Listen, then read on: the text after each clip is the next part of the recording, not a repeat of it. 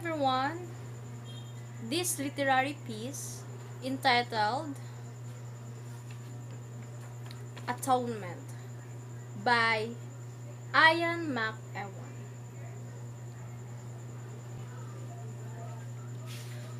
Brian Tallis is a literary, self-important 13-year-old who lives in an English country estate in 1935. Her cousins, 15-year-old Lola Quincy and 9-year-old twins Jackson and Parrot Quincy, are coming to stay with the Tallises because their parents are embroiled in a divorce. Meanwhile, Brian's older sister Cecilia holds an unresolved romantic feelings for Robbie Turner, the Tallises' gardener. Robbie's romantic feelings for Cecilia, meanwhile, are passionately resolved. Thanks to the Tallises' funding, Robbie studies with Cecilia at Cambridge and plans to become a doctor. From a window of estate, Bryony witnesses the two of them accidentally break a family heirloom vase in front of a fountain. When Cecilia removes her clothes in front of Robbie to retrieve the shards from the fountain, Bryony starts to think Robbie is a threat to her sister. Later, Robbie gives Bryony a letter of apology to give to Cecilia, but accidentally hands her a vulgar draft instead.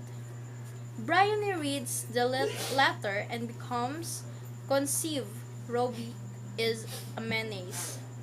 When Robbie realizes his error, he goes to Cecilia to apologize. This apology turns to passionate lovemaking in the family library. Bryony enters the room and interrupts, further cementing her resentment and suspicion of Robbie. The family gathers for a dinner to commemorate the visit of Leon, the oldest Tallis child. He was brought a friend, Paul Marshall, with him. Paul is the heir of the chocolate fortune. The twins leave the dinner table and leave a letter behind explaining they have run away from the house because they miss their parents. The guests assemble search parties to look for the boys on the grounds. Bryony, searching alone, finds Lola being raped in a remote part of the estate. The assailant runs away before Bryony can identify him.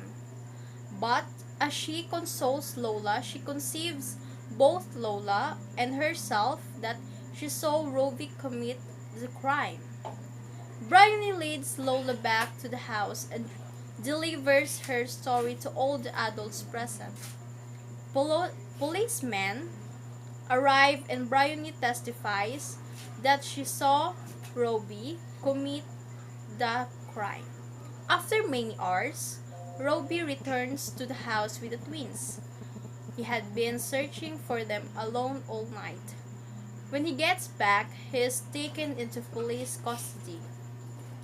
Part 2 resumes after Robbie has served 3.5 years in prison for Lola's assault. During the time, he has been in constant correspondence with Cecilia. Even though she has not been allowed to visit him in person, she has cut ties with her family and started a career as a nurse. Cecilia's latest letter informs Robbie that Bryony has contacted her in hopes of retracting the false testimony she made years earlier.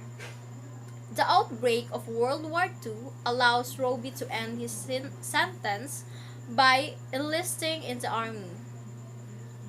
He goes to the fight in France. When part 2 begins, he must walk to the coast with his comrades Corporal Nuttall and Corporal Mace in order to evacuate with the British forces. During this walk, the men behold a disturbing carnage, despite having a painful sharpened wound. Roby makes it as to ghost and is evacuated. Part 3 focuses on Bryony, who has foregone college to work as a nurse during the war. Work is demanding. She is intimidated by her overseer, Nurse Drummond, as influx of injured men from the French evacuation arrives to the hospital. The harrowing experience of treating them causes Bryony to mature. In her rare free time, Bryony writes stories, which she submits to magazines unsuccessfully. A letter from her father informs Bryony that Paul and Lola are to be married. She attends their wedding and afterwards pays a visit to Cecilia. Unexpectedly, Roby is present as well. The atmosphere is tense, but Bryony agrees to take the steps necessary to alert her family and relevant legal authorities of her change in testimony. Cecilia and Roby see Bryony off, and Bryony understands that after she finished the task she agreed to, she must begin an in-depth process of atonement. The book's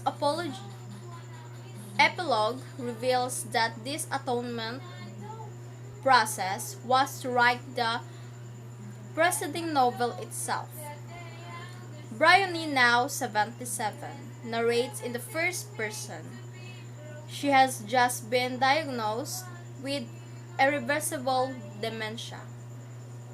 She describes going to a library to donate her correspondence with Corporal Nuttall, used to write this book, and afterwards attends a birthday party thrown by her surviving relatives, including Parrot and Lion. While Bryony longs to publish her memoir, or Mayor, she cannot do so while Paul and Lola remain alive.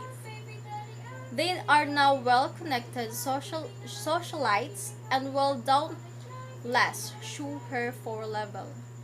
Bryony admits that her novelization has changed some details. For example, Roby and Cecilia both actually perished in the war, but her fiction allowed them to live. But she reflects that even though achieving atonement will be impossible for her, her attempt to do is indispensable.